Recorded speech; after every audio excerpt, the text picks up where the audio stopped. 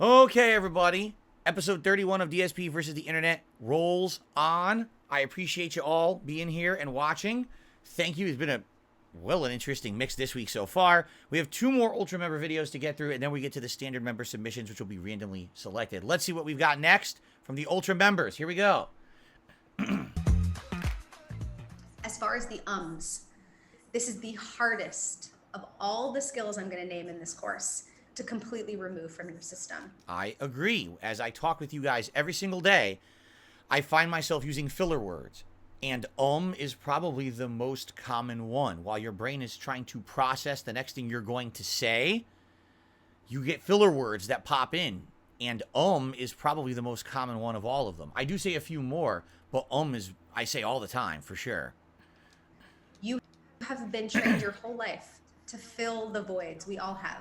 To fill the silences. We are allergic to silence, especially in Western cultures, as opposed to in Eastern cultures, we celebrate it.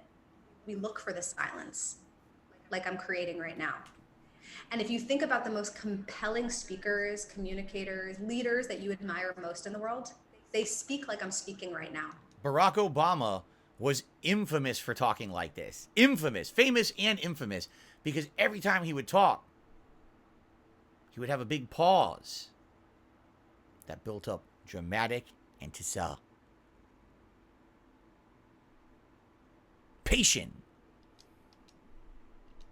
They give you time to put away the information. And as I'm creating this amount of time, intentional space right now, that's typically where the uhs and ums would come in to keep the rhythm of the conversation going or to keep the noise going. So I'll start to fill the pauses now because I don't want you to hear any of these silences. So the antidote to the filler words is the same as the pacing, as the quick pace. It's coming to full stops. It's using those stops to think about what you want to say next and giving your listener the chance to put the information away, like I just did for you. The goal here too is to complement that with direct eye contact, because here's what I see most people doing as they start to work on using the pauses to think. So let's say I'm talking along and you notice she's also using her hands to talk for emphasis. That's another communication technique that's popular. It emphasizes certain things. When she moves her hands, it makes you think more about motion or action as opposed to something that's more calm. She probably would not move her hands. It's a very interesting study. I said I just said there. It's a very interesting study of communication here that we're getting from this person. I went to outer space for a moment and now I'm back. Or I'm talking along and that's exactly when someone would come in and interrupt me. Yeah. So it's really, really important that I'm talking along right now. Let's say I'm walking you through this point. I'm going to come to this full stop and I'm going to keep my eyes with you. And then I'm going to keep going. So as I'm coming to a full stop, I'm still keeping my eyes and body language engaged with you. I guess that was a class. It looked like that was a clip from like an online communications class or something. That was fascinating. So the next clip, I know some context of the next clip. It's a Maximilian Dude clip. And he is analyzing when Snake Eyez, the best Zangief player in the world, who incidentally I played in Street Fighter 6 a few weeks ago when I was using Blanca, how he won a regional qualifier tournament with Zangief, arguably the worst character in Street Fighter 6. Now, we're not going to watch this whole video, but I guess if we watch the first few minutes here, he basically analyzes him playing. And let's see what happens here. Just saying before we even look at anything, did it mean that other characters were like dog shit bad? Maybe yes. But point number 2 is that if you have a fighting game with enough system mechanics and core mechanics that sort of like dictate the pace of matches, and whoever utilizes that stuff better might actually pull out on top. In an event where you do not have the system mechanics of Street Fighter 6, I think Ryu and Gief are probably really bad. However, green shit in Street Fighter 6... You notice what he does? He edits his videos to cut out the pauses. Did you notice that? There's no ums and ahs. They're all cut out. He edits it to make him sound more streamlined as he talks, And quite frankly, it probably makes the videos more digestible. And I hate to say it, probably makes him sound a lot more smart. In reality, I wonder if he has those kind of filler moments on his streams, but he edits them out of his videos. Because you see how it jumps around as he's talking here? 6 is really And by the way, it has nothing to do with anything. I'm just saying, I noticed that because we watched the communication video right before this. How you use it, how you utilize it, how it manages your guard gauge and your offensive, and how you make your opponents also change as a result. I think it's kind of crazy now that we're getting a few months into the game and we're starting to see characters that are normally like will never win anything are winning things. God tier? No. They're not. Are they absolutely going to be like dominating everything? Is Mr. Joe Schmo from around the street just going to pick up Ryu and become like one of the best ever? I don't think that's going to happen for any character in this game, but it's really not going to happen for some of the lower tiers like the Lilies and stuff like that. No, here's what's happening in Street Fighter 6 is we have a very accelerated pace development of a fighting game that's very well designed and competitive. And essentially we're seeing 3 months in what took 15 years to happen in Super Street Fighter 2 Turbo, where for a long time everyone thought that T-Hawk was dog shit. He was the worst character in the game and would never win. All of a sudden, in the 2000s, it was discovered T-Hawk's one of the best in the game. As long as you play him absolutely perfectly, he's insanely good. But if you make mistakes, he's the worst character in the game. So that's what's happening now. You got Snake Eyes, the absolute best Zangief player in the world, winning tournaments with him because he's playing him perfectly, and it's only 3 months in.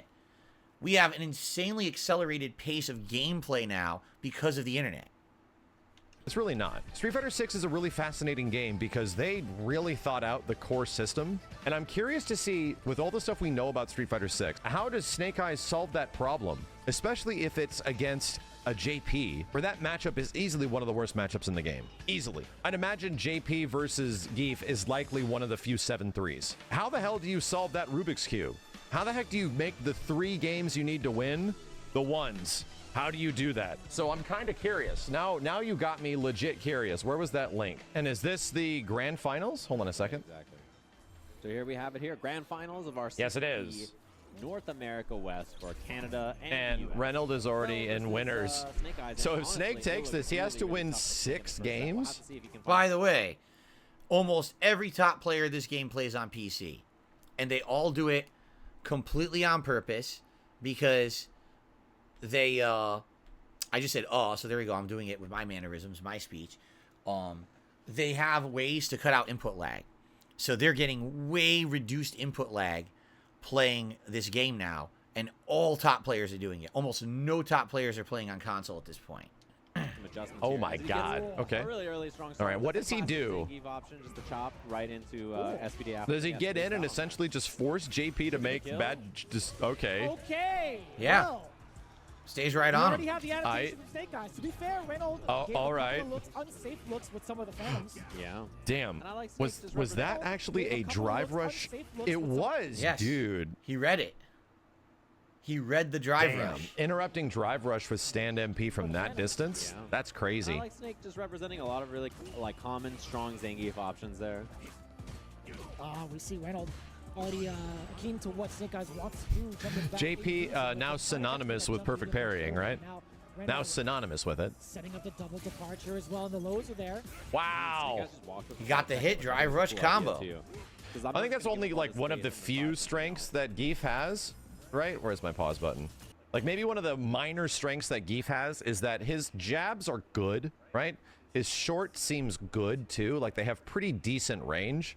Enough to get in and do something. Do they result in much? They don't. They just get Geef in. Doesn't go for the teleport, just sandwiches them and then gets a little. Do tier lists matter? I mean, they do. Tier lists definitely matter. I think the conversation is when you have a game that's as mechanically dense as Street Fighter 6, does that allow characters to sort of shine? I think the only other game that's, well, another game that's obvious that's sort of like that, where there's enough mechanics in it that allow characters to sort of do well, it's kind of like Killer Instinct, or even some of the best players, or even some characters that might not be considered the best can still do okay because the game is mechanically like pretty deep. I think that other spike might have hit him if he didn't teleport, actually. Tekken is also another good one. Yeah, for sure. Really good spot still for Reynolds. I'm just absorbed in the match. I'm trying to see what's going on in the match. See, so what happened? In the first round, Snake Eyes basically did all his very good chance to hit moves, and if they hit, he capitalized every single time. He dropped absolutely nothing. He took every advantage. Second round, Reynolds said, no, I'm not going to allow you to do those. I'm going to do everything safe now. I'm not going to take chances. I know what you're trying to do. You're trying to be overly offensive. I'm just going to keep you out. And he basically caught him out, and he started catching him with jabs and things. You see what I mean? Just one spike away, I think. No, he's Off not. the screen, he He's walked it pretty off. hefty. Did somebody say Dragon Ball Fighters? Spike and a half. The game where, know, for there was a a solid stop. year and a half, every single team had Android, The second one had was lab gonna coat? Yeah, when I on the screen, definitely yeah. disagree. It wasn't a hit 'cause it was Not a on- lot of time on the I think that clock, game though, got big figured jump. out. He has level 3. He waited for Oh, it. no, Jesus. got him. Wow, yeah, you're dead. Force for the kill. He made him afraid. See what he did? He scared Reynolds and made Reynolds jump. Reynolds didn't have to jump there, but he was so afraid that Zangief was going to get like a jab and then get in on him. He said, I had to jump out of this situation, and then that was it. Anti-air, end of the round. All right, let me pay Snake Eyes attention. Hold on a second. We're coming up with the- conversational the stuff. That's little one game tiny moment already. Where he needed that jump, and it all paid off. I love that he didn't go for the level 3. He was like, let me just wait for the jump. I know you're going to do So it. the How many thing of that's you thought crazy that about the Force Dynamite was like gonna Snake be- Eyes just in Like, that general, was mad even low. when I've played him a couple times, That was extremely low. his screen presence is nuts. First Like game goes his to Snake. ability just to move He had in to walk down to do slowly. it. There was no time left on that clock. Is- Remember, when I fought Snake Eyes, you want to talk about screen presence and distancing. I jumped at him with Blanca. I did standing or jumping roundhouse, which is one of the longest jump attacks in Street Fighter 6. Okay? He was in range. He micro-stepped backwards so that the tip of my toe missed, and as I was landing, he punish command grabbed me. That's remarkable. Remarkable insight into the game. That means he has played this character so much, he knows every little thing, little nuance he can do to put himself into an advantageous position. He still will lose against top tiers, but man, that is amazing that he's played so effing much of that character that he knows exactly what to do. Weird. Like it's the epitome of the goddamn SpongeBob meat. He's just walking at me menacingly. It's literally that, and we saw that happen even when Street Fighter 6 was kind of new during our big Twitch Rivals event for the game. What was that? And that's all he did to people. He got super far Yeah, probably an with icon, yeah, Geef press a crouching button maybe, and just by walking forward and knowing when to do it. And that seems like, oh, anybody can do Got that, him, but caught no, him. that actually takes like a ridiculous. Now you're in trouble. The first time I Oh, saw no. Snake Eyes playing, That's one of the shortcomings of Zangief. He doesn't have a true anti-air. It only hits straight, so if you cross over, he has nothing to stop you from crossing him over. Very lame. like a Geef character or just Street Fighter competitively was probably HD Remix. huge. So he's been doing this for well over 10 years, right? Well over 10 years of playing like struggle characters. If I remember, I played Snake Eyes in HD Remix. I'm almost positive I did. If you go back to my old footage on YouTube, I think you'll see me playing Snake Eyes in Super Street Fighter 2 Turbo HD Remix back in the day. And he was one of the best players at that time, too. All right, we're not going to watch the rest. Let's skip ahead, but I kind of get what's going on here. You can see why Snake Eyes won. Like, literally, he's playing the best he can. And he's not always going to win because he's playing one of the worst characters. But when you're playing that offensively and you're looking for every opportunity for an opening or a counter hit. So, there you go. All right. So now, ladies and gents, and everybody else, we're going to get to the standard clip submissions for the show this week, which are all in a randomized playlist. All right, let me open up the playlist. I'm going to hit shuffle. We're going to hit play. And I have absolutely no idea what we're going to be watching here at all. Okay, I don't know what any of this stuff is. It's all in, random order and stuff like that. Okay? Thanks to everyone who supports the channel, and thanks for the standard members for submitting these. Let's just jump right in. Here we go. So this might get claimed because this was on True TV apparently. Eggs sell by yesterday? Orange juice best by 2 days ago? Yogurt used by last week? Well, now I have to get rid of all this food.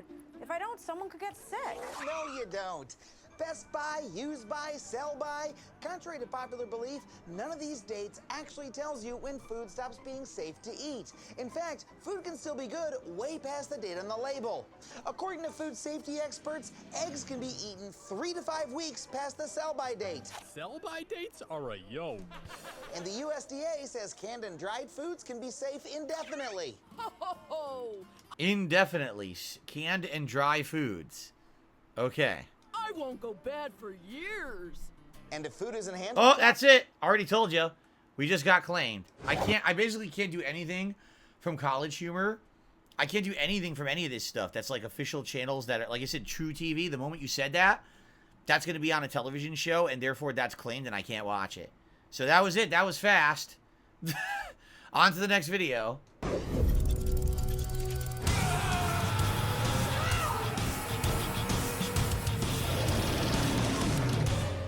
Lieutenant, report. Sir, it's huge. Get a hold of yourself. We are soldiers of war. Nothing can... Oh my god, it's enormous! What? Call HQ.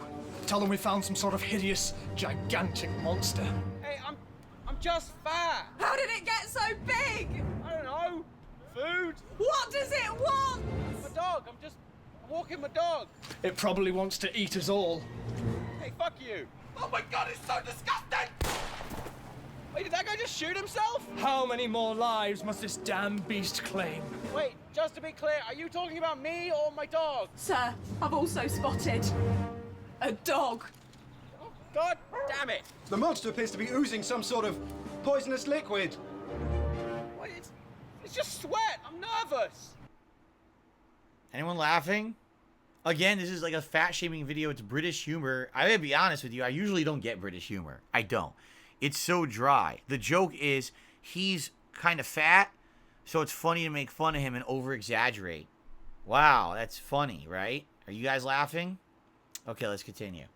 A wise niche internet micro-celebrity once made a video about Fallout New Vegas that you may have heard of, called Fallout New Vegas is Genius and Here's Why.